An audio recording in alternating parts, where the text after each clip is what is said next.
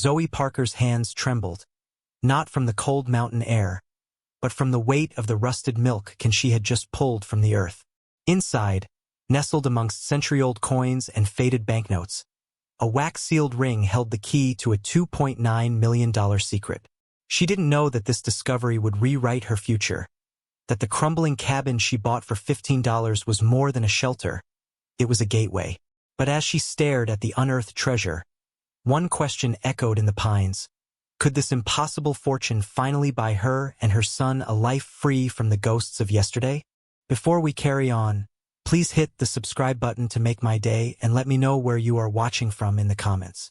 The story formally begins with the low, rhythmic ticking of a failing engine. It was a sound that had become the soundtrack to Zoe Parker's life, a constant, metallic reminder of how close to the edge she was living.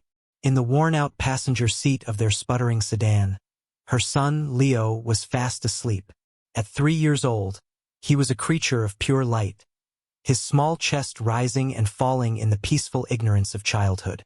His bright-eyed wonder was the only thing that kept the shadows from consuming Zoe completely.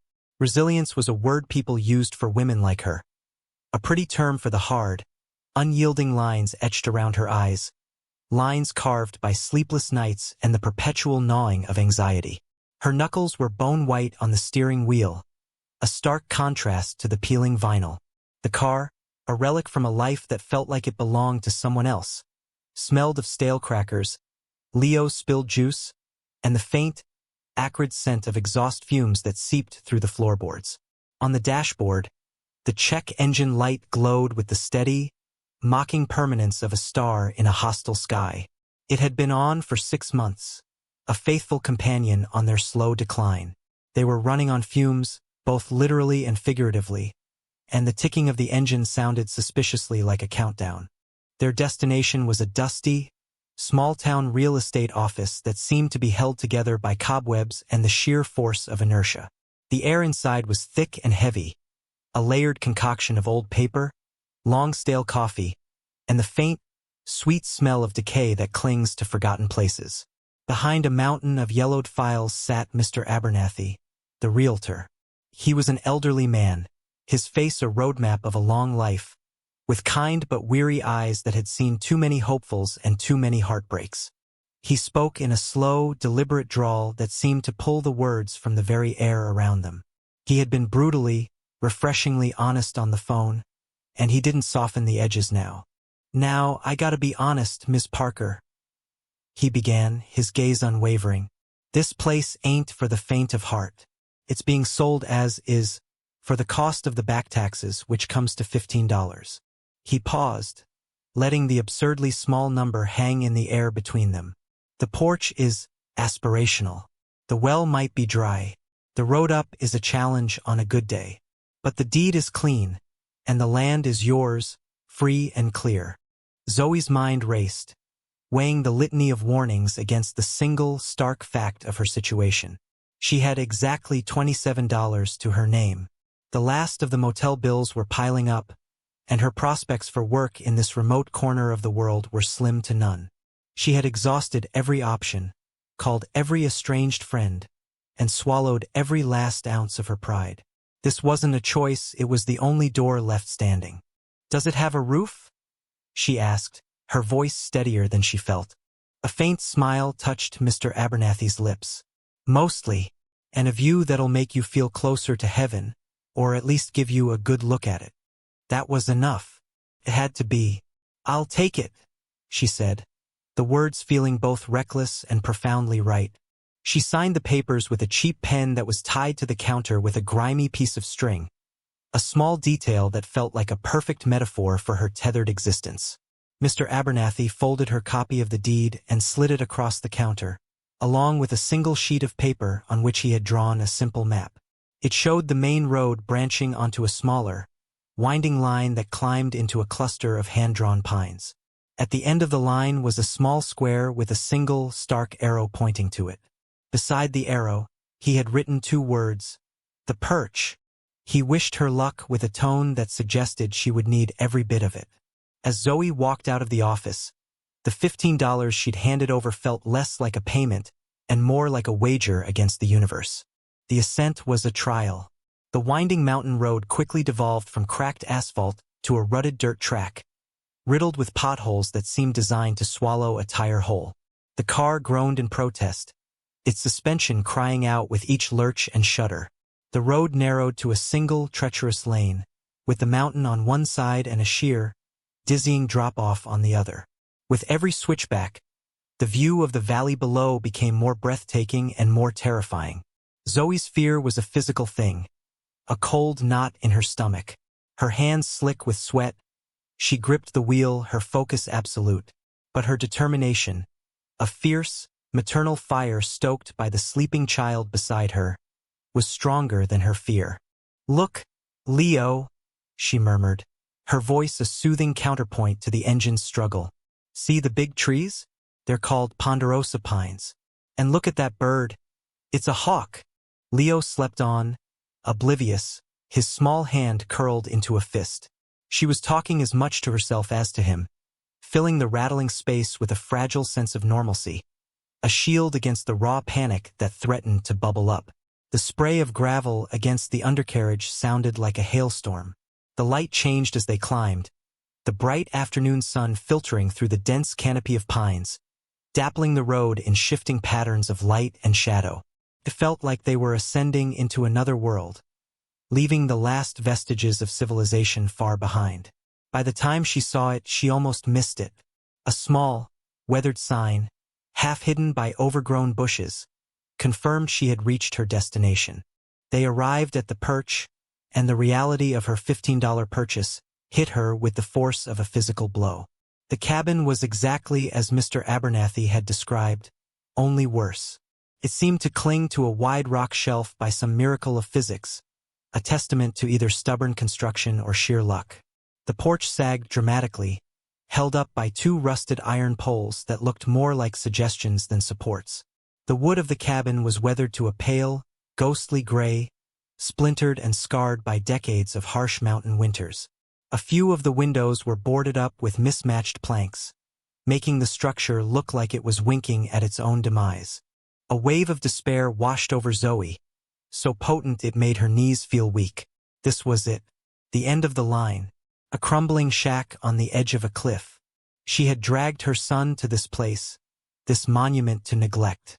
For a moment, she saw only the failure, the gaping maw of a mistake she couldn't undo. But then, as Leo stirred in his seat, she felt a different sensation rise to meet the despair. A stubborn, gritty resolve that had become her closest companion. This had to be it. She would make it so. Her first priority was survival. She assessed the immediate dangers, her mind clicking into a pragmatic, forward-moving gear. A safe sleeping space, away from the drafty, boarded-up windows and the precarious-looking far wall, was paramount. That night, they huddled together on their sleeping mats on the floor, as far from the walls as possible. Zoe had managed to get a small fire going in the old pot-bellied stove, a cast-iron beast that radiated a circle of precious, life-giving warmth. Outside, the wind began to howl, a lonely, mournful sound that seemed to seep through the very walls of the cabin. It rattled the window panes and whistled through the cracks in the wood. Leo, burrowed deep in his sleeping bag, was untroubled, but Zoe lay awake for hours, listening. The wind sounded like a predator, circling their fragile shelter. Her mind, sharp and restless, raced with plans. She would have to find temp work in the town below, a 40-minute drive each way, provided the car held up. She would need to figure out the water situation, chop wood, and patch the most egregious holes before the first snows arrived. Sleep felt like a luxury she couldn't afford. She was a captain on a sinking ship, and the night was a vast, dark ocean. The next day dawned bright and cold, the sunlight a deceptive promise of warmth. After a meager breakfast of granola bars, Zoe began the monumental task of making the cabin habitable. She started with the small, grimy kitchen. Decades of dust and grease coated every surface. The air was musty with the smell of mice and disuse. It was hard, thankless work, but it was work she could control. It was a fight she could win. She scrubbed floors, wiped down walls, and scoured the ancient sink. Her efforts revealed not charm, but a deeper level of grime. She moved on to the pantry, a small, closet-like space with a few rickety shelves. While scrubbing the inside of the back wall, her knuckles rapped against a section of the wood paneling. The sound was different, not the solid thud of wood against stone, but a hollow, resonant echo. Her scrubbing slowed. Her heart, which had been beating with the steady rhythm of exertion, gave a sudden, sharp thump. Curiosity, an emotion she hadn't felt in months, cut through her exhaustion. She tapped it again. Hollow. Her fingers searched the edges of the panel, finding a small crack near the bottom. Using the handle of a spoon as a makeshift lever, she pried at it. The wood groaned, then splintered. With a final tug, a section of the back wall came loose. It wasn't part of the wall at all, but a cleverly disguised false back. Behind the panel, in the dark, dusty space, sat a single object, a vintage coffee tin. It was surprisingly free of the thick dust that coated everything else, as if it had been placed there with care and intention. Her breath caught in her throat. Her heart was pounding now, a frantic drum against her ribs. With a trembling hand, she reached into the dark space and lifted the tin out. It was heavier than it should have been. She carried it over to the kitchen window, where the morning light streamed in, illuminating the swirling dust motes in the air. She worked the lid open, her fingers clumsy with a mixture of hope and fear. Inside, she found 3 items nestled together as if they were sleeping. The first was a beautiful, hand-painted watercolor map. It wasn't printed. It was a piece of art, depicting the surrounding ridge and a swath of forest with delicate, precise strokes. The second thing she noticed were strange constellations and a series of numbers scrawled in the margins of the map, written in a neat, deliberate hand. They seemed to be annotations, a key of some kind. At the very bottom, tucked into a fold of the map, was a small, folded piece of paper, yellowed with age. She carefully unfolded it. On it, written in an elegant looping cursive that spoke of a bygone era, were 5 simple words: "For the one who stays." A surge of pure adrenaline shot through her, so powerful it made her dizzy.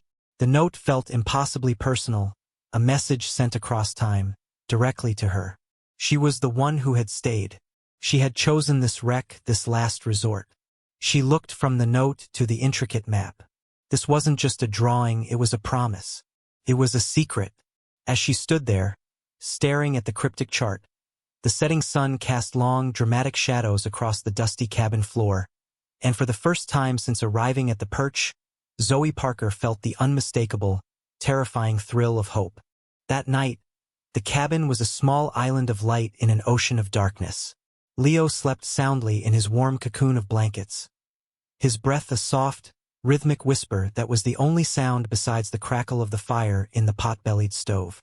The wind had died down, and a profound silence had settled over the mountain, a silence that felt ancient and watchful. On the rough-hewn wooden table, smoothed by the lantern's golden glow, Zoe had the watercolor map spread flat. Her exhaustion was a heavy cloak on her shoulders, but her mind was electric, buzzing with a strange and unfamiliar energy. She traced the delicate lines with her finger, a map of a place she now owned, a place that was both her prison and her only hope. Was it a cruel joke, left behind by some bored teenager decades ago? A child's forgotten game of pirates and buried treasure? The thought was a cold splash of water, a dose of the harsh realism that had been her constant companion for years. But then her eyes would fall on the note, the 5 words written in that elegant, confident script. For the one who stays, felt like a challenge, a legacy, a key. She had stayed. When any sane person would have run, she had stayed. Her skepticism warred with a desperate, burgeoning hope. She examined the map again, her focus narrowing. The constellations in the margins were not random scribbles. She recognized them, a faint echo from a college astronomy class she'd taken in another lifetime. A life of textbooks and dorm rooms and a future that had seemed limitless. That was Orion, the belt and sword unmistakable. That was Cassiopeia, the familiar W in the sky. They were winter constellations, but they were drawn with specific angles and relationships to the landmarks on the map, almost as if they were part of the directions, a celestial compass. And the numbers, they were too precise to be random. 212N, 88E. Steps. They had to be steps. North and east. It was a set of instructions, cryptic but logical. The next day, a fragile sense of purpose propelled her out of her sleeping bag. She couldn't just abandon all responsibility to chase a ghost. Leo needed routine and the cabin needed work. She found a small piece of plywood in the dilapidated shed out back and, using a few rusty nails she'd scrounged, patched the broken window in the main room, sealing out the worst of the draft. The rhythmic tap of the hammer was a grounding sound. She cleared a small corner of the room, sweeping it clean and laying down a blanket to create a safe, designated play area for Leo. He sat there happily with the 2 small toy cars he owned, making quiet engine noises. This practical work settled her nerves, a reminder of her duties as a mother. But even as she worked, her mind was elsewhere, walking a phantom trail through the woods, counting phantom steps. The map was a magnetic pull, a constant hum beneath the surface of her thoughts. The mountain, it seemed, had its own plans. That afternoon, a sudden cold snap descended from the higher peaks. The temperature plummeted, and the brilliant blue sky of the morning was replaced by a low, oppressive ceiling of bruised gray clouds. A bitter wind found its way through every crack and seam of the cabin, a physical manifestation of their vulnerability. That evening, Leo developed a cough. It was a small, dry sound at first, but by nightfall, it had deepened into a chesty rattle that tore at Zoe's heart with every bark. She held him close, piling their blankets on top of him, his small body radiating a feverish heat. To make matters worse, the well, as Mr. Abernathy had warned with his weary honesty, was indeed dry. The hand pump squeaked and groaned with a hollow, metallic thirst, producing nothing but a puff of dust. The realization hit Zoe with a fresh wave of panic. Water was life. It meant everything. The hand-drawn map from the realtor showed a stream, but it was a good half a mile away, a winding downhill trek. The next morning, with Leo bundled on her chest in his carrier, his cough a painful rhythm against her collarbone, she made the trip. The journey down was manageable, but the climb back up, hauling 2 heavy jugs of sloshing, freezing water, was brutal. Her muscles screamed, and the thin, cold air burned in her lungs. As she stood in the cabin, panting, her arms aching, Leo's cough echoing in the small space, the decision solidified. The hardship wasn't a deterrent, it was a catalyst. The temp work she might find in town, cleaning motel rooms or washing dishes, was inconsistent and would barely cover the cost of gas and a few groceries. It was a bandage on a hemorrhaging wound. The map, this wild, improbable fantasy, was the only thing that offered the hope of actual surgery. The risk of it being a wild goose chase, of wasting a day digging in the dirt, suddenly seemed insignificant compared to the very real, very immediate risk of trying to survive a mountain winter with a sick child and no running water. She looked from Leo's flushed face to the map on the table. "What if it's nothing?" she whispered to the quiet room. "Then I've lost a day." She paused, her gaze hardening with resolve. "What if I don't go? Then we lose everything." She set out at dawn. The world was painted in shades of gray and deep indigo, the air so cold it felt sharp in her throat. She had prepared carefully, methodically. A small, worn backpack held 2 bottles of the water she had hauled, a few granola bars, a cheap compass she'd had since her brief foray into hiking years ago, and the small, rust-pitted shovel she'd found in the shed. And, of course, the map, folded carefully and tucked into her jacket pocket. She bundled a sleeping Leo into the baby carrier, strapping him securely to her back. His small, warm body was a comforting weight, a living, breathing reason for this madness. His cough had subsided with the warmth of the fire during the night, and he slept peacefully, his head lolling against her shoulder. Using the first rays of the rising sun to orient herself east, she began to walk, following the map's initial trail away from the cabin. The forest was dark and imposing at first, the massive pines blocking out the nascent light. The only sounds were the crunch of her own boots on the frosted trail and the soft puff of her own breath turning to vapor in the cold. The scent of pine and damp, cold earth was thick in the air. She felt a tremor of fear, a primal unease at being so small and alone in such a vast wilderness. But then, as the sun climbed higher, golden shafts of light pierced the canopy, and the forest began to wake. A bird called out, a clear, fluting note that was answered by another. The world was coming alive around her, and her fear began to recede, replaced by a focused determination. The first landmark on the map was a distinctive split boulder, and after 20 minutes of walking, she saw it. It was unmistakable, a huge granite rock cleaved nearly in two, as if by a giant's axe. A jolt of adrenaline went through her. It was real. The map wasn't a fantasy. At least this part was real. From the split boulder, the instructions were precise: 212 steps north. She checked her compass, aligned herself, and began to walk, counting each step aloud in a low murmur. 1, 2, 3.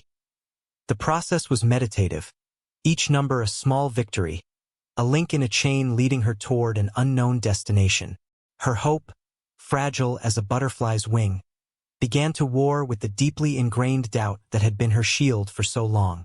With every step, she felt a strange, intangible connection to the person who had made this map.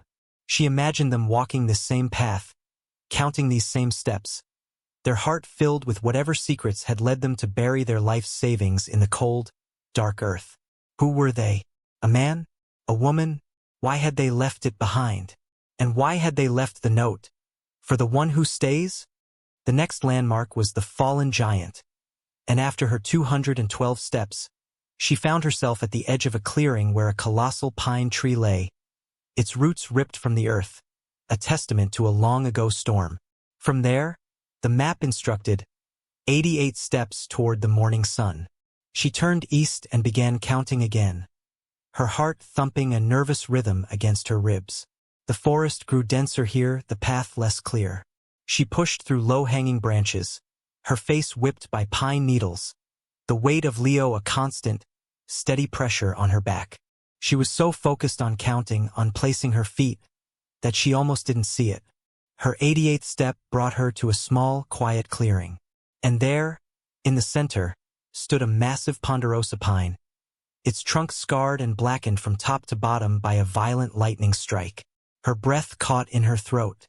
It was the final landmark, drawn on the map with stark, dramatic detail. Her eyes scanned the ground at its base, and then she saw them. Just as the map had depicted, 3 flat stones, about the size of dinner plates, were stacked in a neat, deliberate pile. It was a sign, a marker. She was here. The clearing was unnervingly quiet.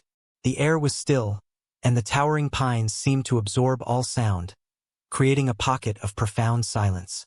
Zoe gently slipped the carrier off her back, careful not to wake Leo. He stirred, made a soft smacking sound with his lips, and settled back into a deep sleep. She laid him down on a thick bed of soft pine needles, tucking his blanket securely around him.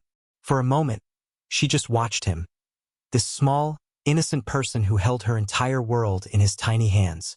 This was for him, all of it. With a deep breath, she turned back to the stacked stones. They were heavy, but she managed to move them aside one by one, revealing a patch of dark, firm earth. She took the small shovel from her pack, its metal cool against her skin. The map hadn't specified a depth, but the person who buried this wouldn't have made it easy. She began to dig. The work was brutal, far more exhausting than she had imagined. The ground was dense and threaded with a web of tough roots that she had to hack through. The small shovel was woefully inadequate for the task, its handle digging into her palms. Within half an hour, blisters were forming on her hands. Her shoulders and back, already sore from hauling water, began to burn with a deep, fiery ache. Doubt, that old, familiar enemy, began to creep back in. She felt foolish, a grown woman digging a hole in the middle of the woods based on a cryptic drawing she'd found in a coffee tin. This was a fantasy, a desperate, pathetic fantasy. She was wasting precious time and energy that she should be using to find real work, to fix the cabin, to care for her son. She dug for what felt like hours, the hole growing deeper, the pile of excavated dirt beside it growing larger. She paused, leaning on the shovel, her chest heaving. The hole was nearly 4 feet deep. Surely that was enough. It was probably nothing. A child's time capsule filled with bottle caps and comic books. She felt a tear of frustration and exhaustion slide down her dusty cheek. She was about to give up, to climb out of the hole and admit defeat, to accept the crushing reality of her situation. She raised the shovel for one last, angry strike, a final gesture of surrender. She plunged it deep into the bottom of the hole, putting all her frustration and despair into the blow. And then it happened. Clang. The sound was not the dull thud of shovel against dirt or the grating scrape of metal on rock. It was a loud, sharp, definitive metallic impact. The vibration shot up the handle of the shovel and resonated through her entire body. A galvanic shock that jolted every nerve. It was real. It was undeniably, unequivocally real. Her exhaustion vanished, replaced by a surge of adrenaline so powerful it made her vision swim. She dropped the shovel and fell to her knees in the bottom of the hole, clawing at the dirt with her bare hands. Her fingers, raw and bleeding from the blisters, scraped frantically at the soil. The dirt was loose now, and she scooped it away in handfuls, her heart hammering against her ribs like a trapped bird. And then she saw it. First, just a hint of dark, rusted color.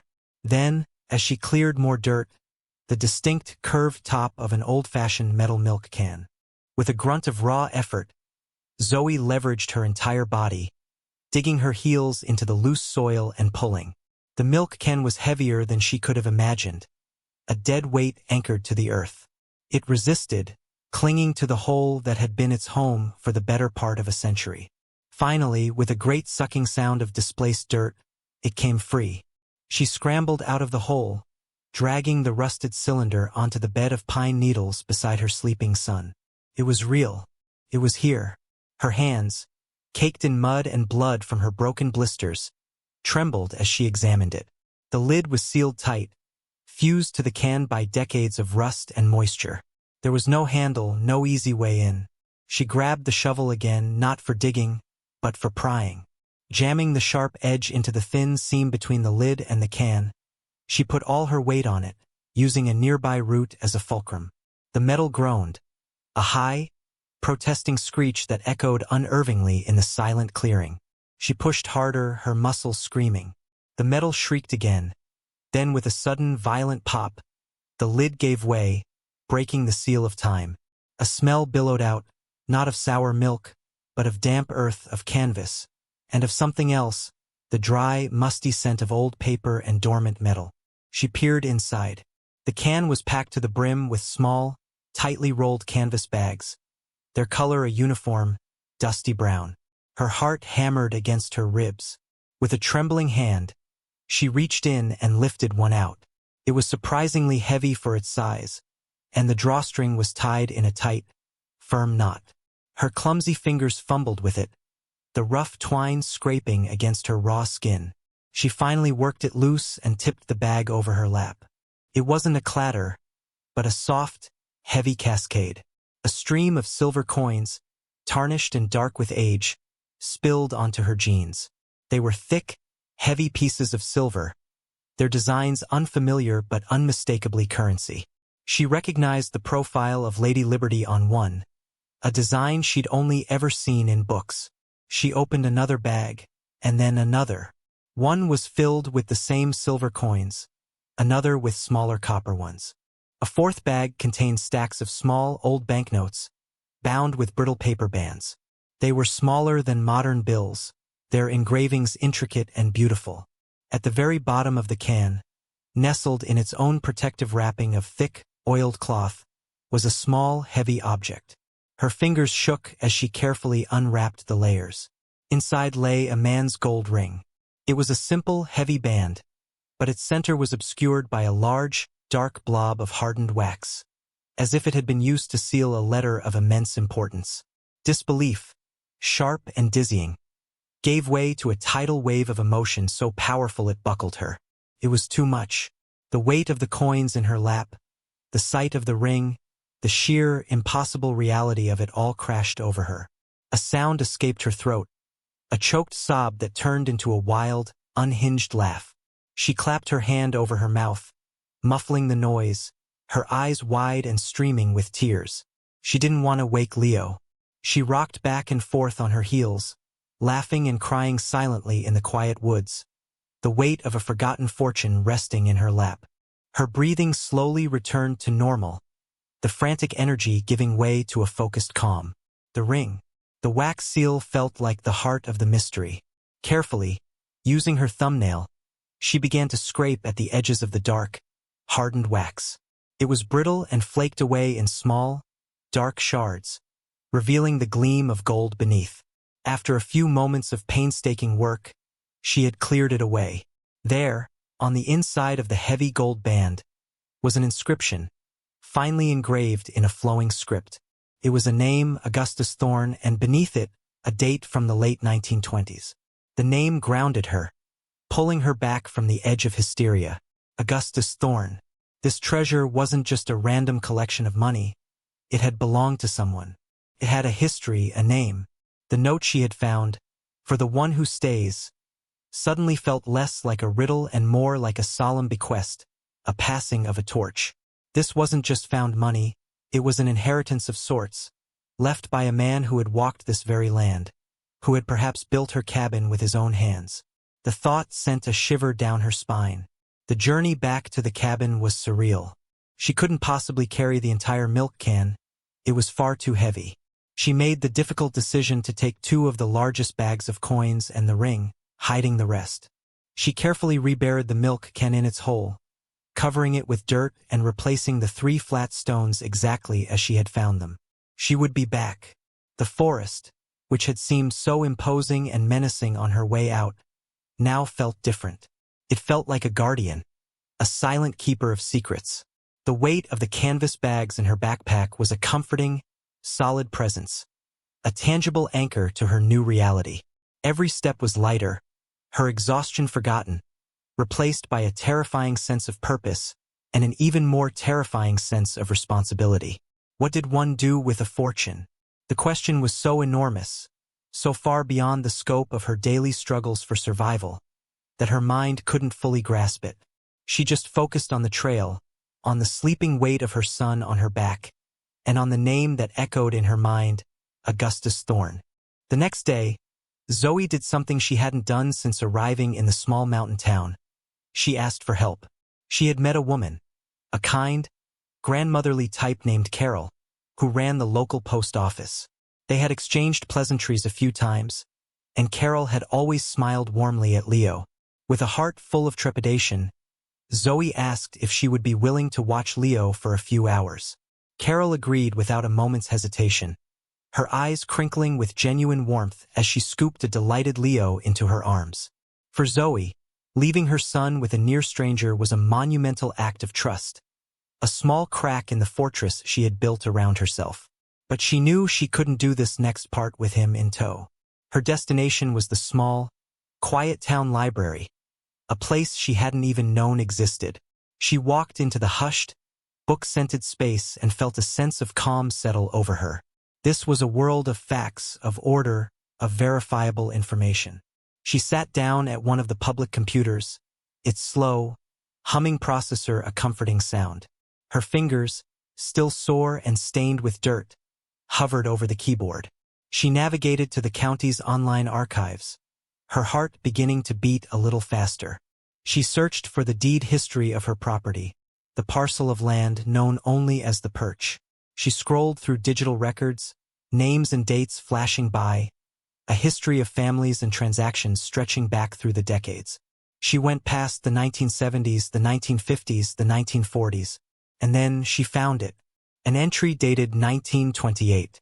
The original deed, granted by the state to a single owner for the plot of land on the ridge. Her breath caught. The name of the grantee was Mr. Augustus Thorne. It was him. The connection was made, a solid, irrefutable line drawn through nearly a century of time. The ring belonged to the man who had first owned her land, the man who had almost certainly built her cabin. This wasn't just a lucky find, it was a historical artifact, inextricably tied to the ground beneath her feet. This single fact she instinctively knew was critical. It elevated the discovery from a simple treasure trove to something more, something with provenance. It was the key to legally and legitimately claiming it. Her hands were shaking so badly she could barely control the mouse as she clicked the print button.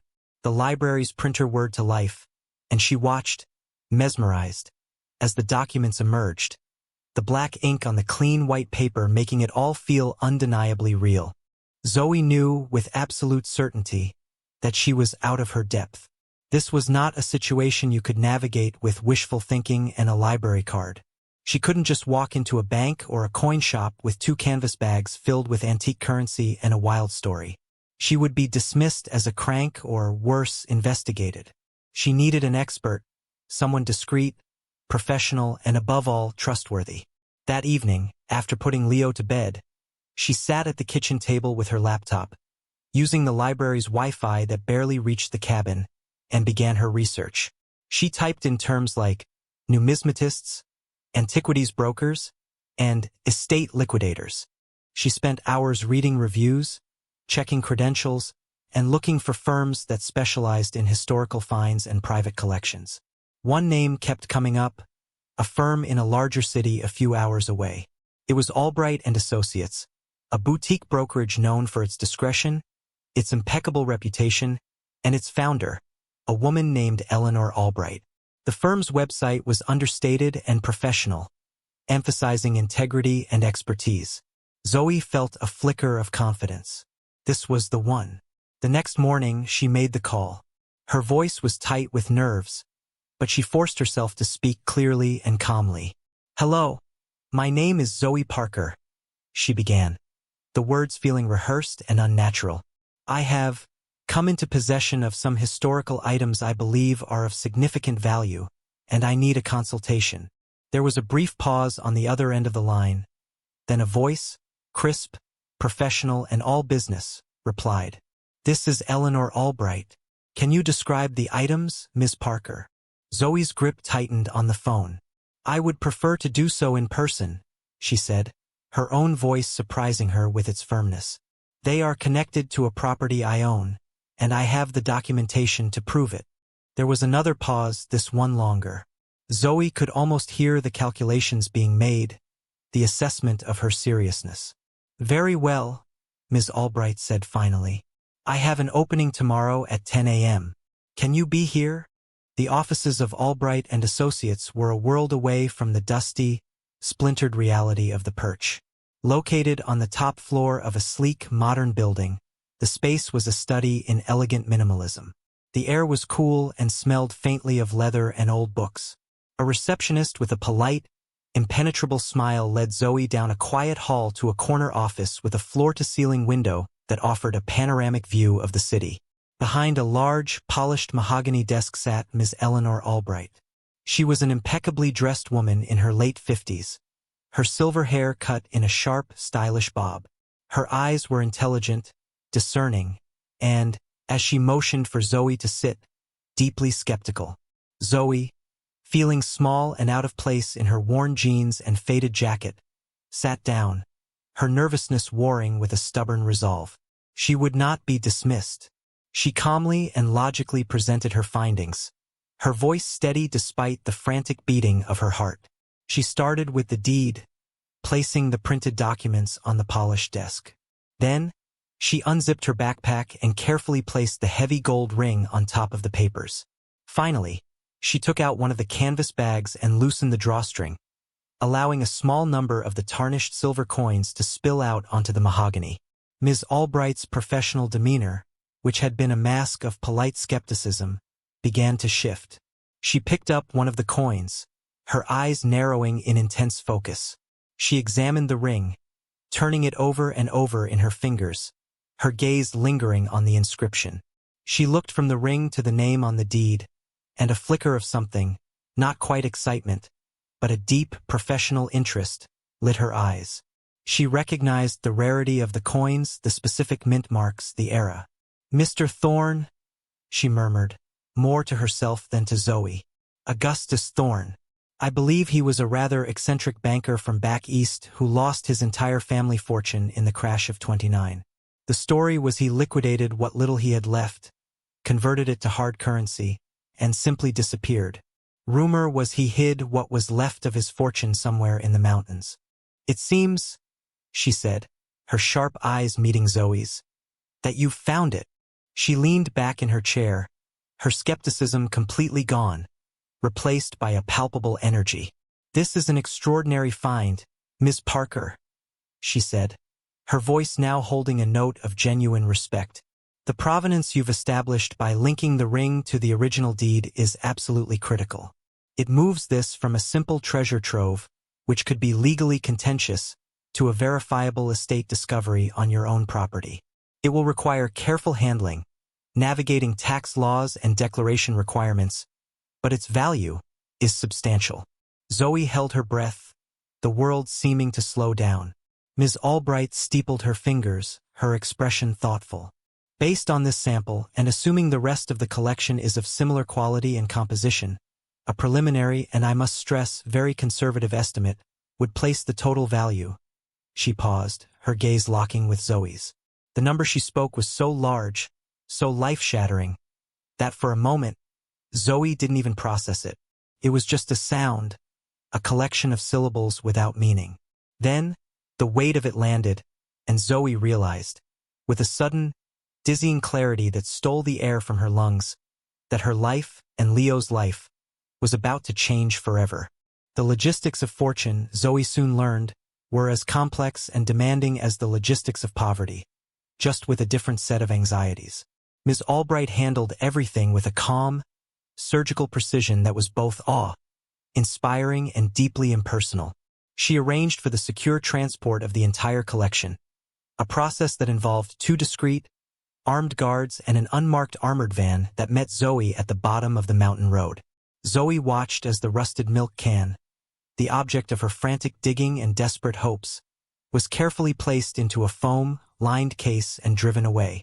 It felt like a part of her was being amputated. In the weeks that followed, Ms. Albright's office became a hub of quiet, intense activity. Experts in white gloves, their faces impassive, examined, cataloged, and appraised every single coin and banknote.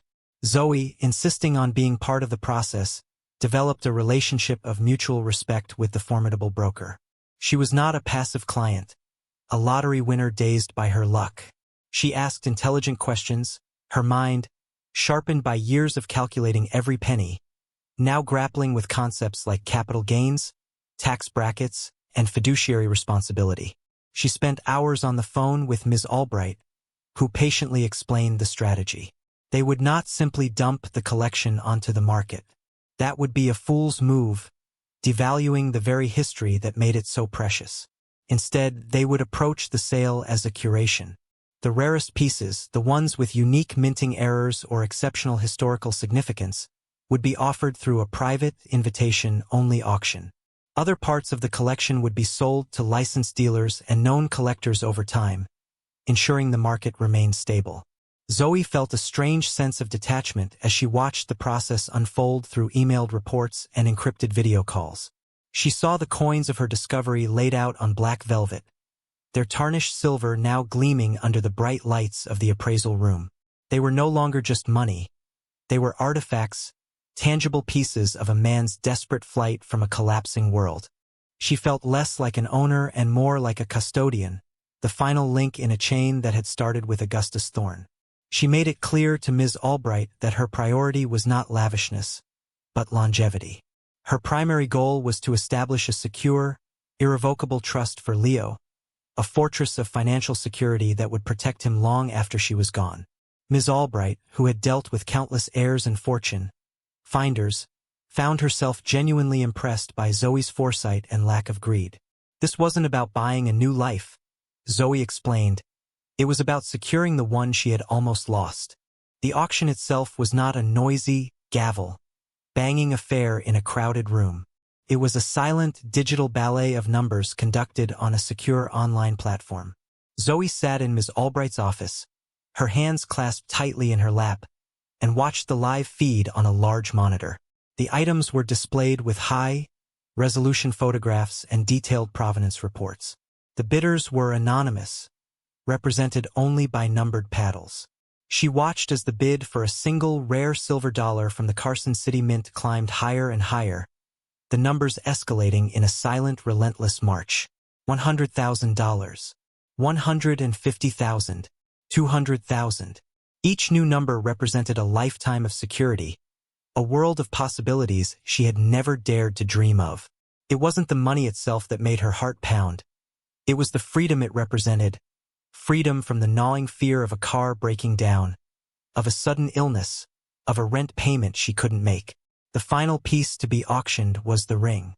It was presented simply, photographed against a black background, the inscription Augustus Thorne clearly visible. Ms. Albright had explained that a prominent historical museum, one that specialized in the history of American finance, was interested. The bidding was more deliberate for the ring, more reverent. It climbed steadily, and when the digital gavel finally fell, Zoe knew it had found its proper home. It wasn't just jewelry, it was a story, and now that story would be preserved. After the auction concluded and the private sales were finalized, Ms. Albright spent an hour at her computer, her fingers flying across the keyboard as she navigated complex spreadsheets. The numbers clicked and shifted, columns for gross proceeds, auction house fees, brokerage commissions, and estimated tax liabilities filling the screen.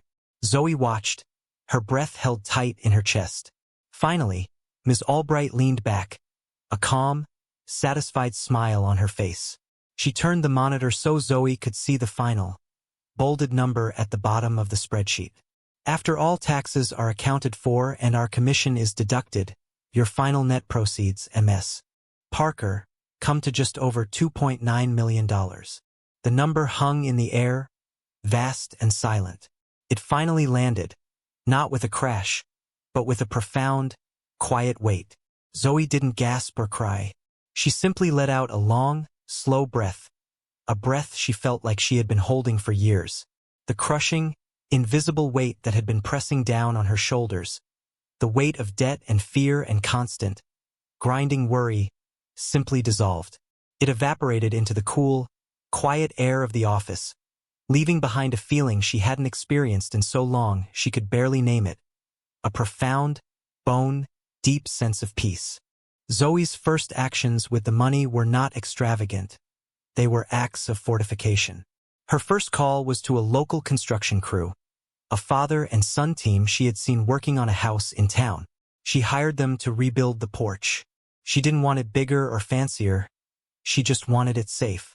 She watched for days as they dug deep holes, filled them with concrete, and erected a new structure made of strong, fresh, smelling timber. The sound of their hammers and saws echoed across the ridge, a happy, productive sound of construction, not decay. It was the sound of healing.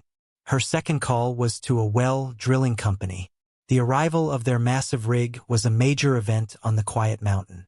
The machine whirred and groaned for 2 days, boring deep into the rock shelf.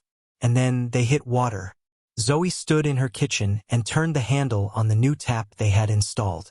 After a sputter of air, a gush of clear, cold, perfect water poured into her sink. She let it run over her hands, the simple, miraculous feeling of it a luxury more profound than any diamond. Leo, delighted by the novelty, splashed his hands in the stream, his laughter filling the small kitchen. Then came the series of phone calls she had been dreaming of for years. With a list of account numbers and a calm, steady voice, she began to erase her past. She called the string of motels she had stayed in, the ones where she had left behind unpaid bills and broken promises. "Yes, I'm calling to pay the full balance on the account for Zoe Parker," she would say. The polite, sometimes stunned, silence on the other end of the line was a small victory in itself. She called the hospital to pay off the emergency room bill from when Leo had a bad fever. She called the credit card companies, whose threatening letters she had used to help start the fire in the stove. With each transaction, with each "your balance is now zero," she felt a piece of her shame fall away. These were not just financial debts. They were emotional ones, constant reminders of her failure and desperation. Paying them off was not just a transaction, it was an act of liberation, a reclaiming of her own name and her own dignity. Several months later, the cabin was transformed. From the outside, it looked much the same, a rustic structure of weathered wood nestled amongst the pines. But now it was secure, its new porch a welcoming embrace rather than a sagging warning. The windows were new, the roof was patched, and a thin curl of smoke rose consistently from the chimney. Inside, the transformation was more profound. The space was still simple, but it was no longer bare. A comfortable sofa had replaced the lumpy sleeping mats. A small dining table stood in the corner where they had once huddled for warmth. The pantry, where her journey had begun, was now fully stocked, its shelves groaning with food. And in the corner that she had cleared for Leo, there was now a small bookshelf filled with colorful children's books and a basket overflowing with toys. It was not a life of flashy luxury, but one of peaceful, blessed stability. Zoe and Leo had settled into a new routine. In the mornings, after Leo was occupied with his toys, Zoe would sit at the new table with her laptop and a cup of coffee, taking online courses to finish the college degree she had abandoned years ago. She was studying business management, her mind, once consumed with survival, now eager to learn, to grow, to build. She was investing in herself, in a future that was no longer a terrifying unknown. Leo, in the absence of his mother's constant, humming stress, had blossomed. He was no longer a quiet, watchful toddler, but a happy, chattering, thriving little boy, his laughter the new, permanent soundtrack of the cabin. Zoe often found herself reflecting on her incredible journey. The money hadn't just bought her a safe home and a full pantry. It had bought her freedom from fear. It had given her the space to breathe, to think, to plan. It gave her the ability to be the mother she had always wanted to be. A mother who was present, patient, and unworried. On the wall above the fireplace, she had hung a single, small, framed picture. It was a high-quality photograph of the ring of Augustus Thorne, a gift from Ms. Albright. She looked at it every day, a quiet acknowledgement of the eccentric, heartbroken man who had hidden his fortune and left a note for the one who stays. She had stayed, and in doing so, she had found not just his legacy, but her own. The story ends where it truly began, on the porch of the cabin on the perch. Zoe sat in a sturdy new wooden rocking chair, a warm mug of coffee cradled in her hands. The late afternoon sun, a fiery globe in the vast, clear sky, was beginning its slow descent, painting the endless layers of mountains and valleys in brilliant strokes of orange, pink, and deep purple. Leo played nearby, his laughter echoing in the crisp, clean mountain air as he chased a butterfly. The view, the one Mr. Abernathy had promised would make her feel closer to heaven, was the same breathtaking panorama that had once seemed so vast and intimidating. But now, she saw it not as a symbol of her isolation, but as a reflection of her own boundless future. The cabin behind her, solid and warm, was no longer a last resort, a symbol of her desperation. It was a testament to her resilience, a home that she had earned not just with $15, but with her courage to climb the treacherous road, her hope in the face of despair, and her stubborn, unyielding will to stay. She took a slow sip of her coffee, the warmth spreading through her chest. This was home, not just the structure, but the feeling, the profound sense of peace that had settled deep in her bones. The wind whispered through the pines, the same wind that had once sounded like a predator circling her fragile shelter. Now it sounded like a lullaby. She had found more than a fortune under the pines. She had found herself. She had unearthed a strength she never knew she possessed and had built a future on the very precipice that had threatened to be her end. As the first stars began to appear in the darkening sky, the same stars that had guided her on her impossible journey, Zoe Parker smiled. The peace was real, the home was real, and the future was bright.